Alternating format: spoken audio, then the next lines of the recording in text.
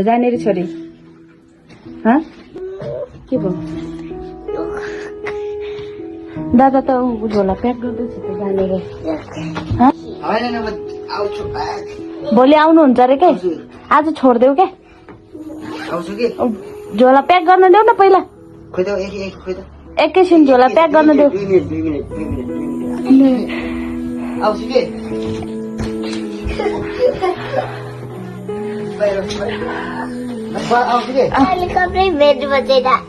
जाने रे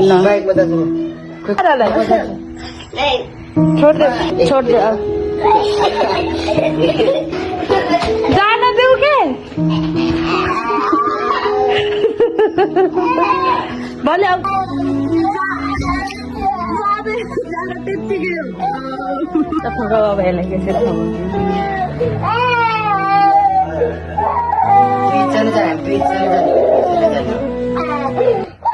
दादा जान भनेर प्रयाङ गरेको त बहिनी साथी रोइ